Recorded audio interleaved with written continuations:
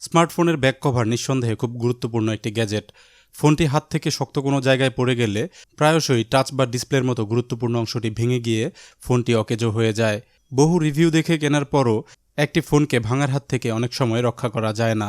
ফোনের ব্যাক কভারগুলোর কল্যাণে বহু স্মার্টফোন ভেঙে যাওয়ার হাত থেকে রক্ষা পায়, তবে ব্যাক কভারগুলোও একটি নির্দিষ্ট সময় পর নষ্ট হয়ে যায়।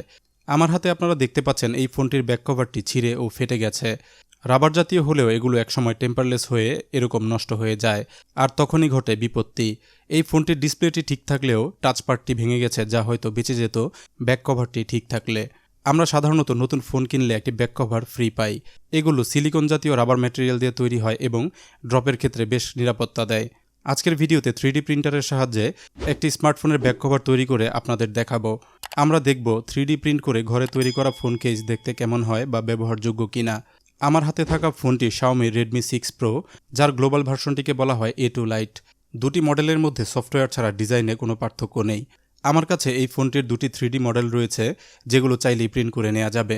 এর মধ্যে একটি মডেল খুব অর্ডিনারি, যার পেছনের দিকটা সম্পূর্ণ সলিড।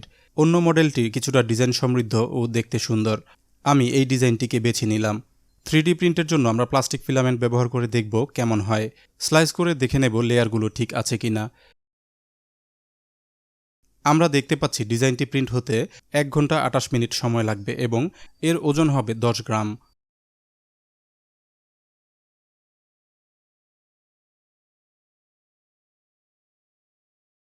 এবার ডিজাইনটির জি কোড ফাইলটি মেমোরি কার্ডে নিয়ে প্রিন্ট শুরু করব।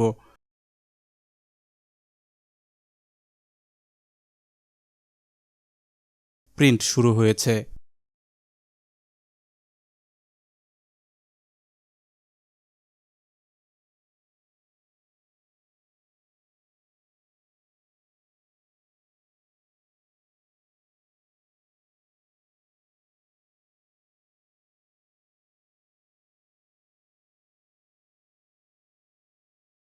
প্রিন্ট শেষের দিকে। আমরা হাতে পেলাম একটা 3D প্রিন্টেড ফোন কেস। এর মধ্যে বেশ কিছু বাড়তি অংশ আমরা দেখতে পাচ্ছি। সম্ভবত ডিজাইনটিতে সামান্য ত্রুটি ছিল। 2-1টি লেয়ার জায়গা মতো বসেনি উপরের অংশটি কার্ভড থাকায়, তবে এতে তেমন অসুবিধা হবে না। এগুলো সহ বাড়তি অংশগুলো কেটে ফেলে দিতে হবে।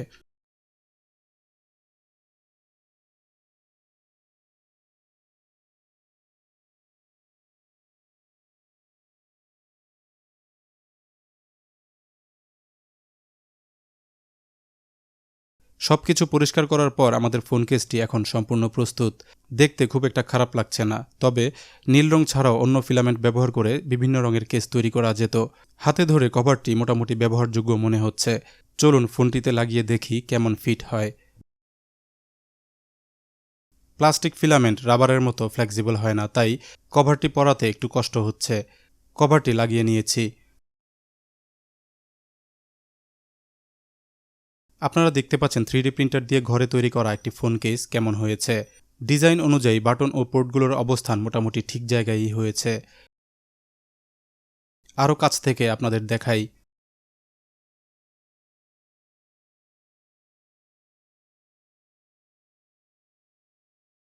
আশা করছি আপনারা ক্লিয়ার দেখতে পাচ্ছেন ডিজাইনটি কেমন হয়েছে।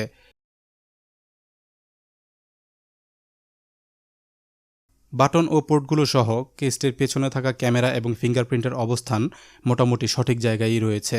আপাত দৃষ্টিতে সবকিছু ঠিক মনে হলেও কিছুটা সমস্যা রয়েছে। এখানে দেখুন, ফোনটি কেসে বসানোর পর কিছুটা গ্যাপ লক্ষ্য করা যাচ্ছে।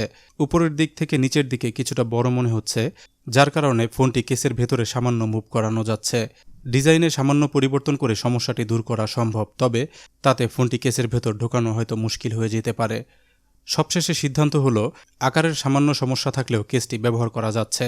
সবচেয়ে বড় বিষয় হলো নিজের তৈরি করা গ্যাজেট ব্যবহার করার মধ্যে আলাদা একটি আনন্দ আছে। আমরা ভিডিওর শেষ প্রান্তে চলে এসেছি। আশা করছি ভিডিওটি আপনাদের ভালো লেগেছে। ভালো লাগলে লাইক ও শেয়ার করতে ভুলবেন না। যাওয়ার আগে চ্যানেলটি সাবস্ক্রাইব করে বেল আইকনে ক্লিক করে দিবেন। ধন্যবাদ সবাইকে ভিডিওটি দেখার জন্য।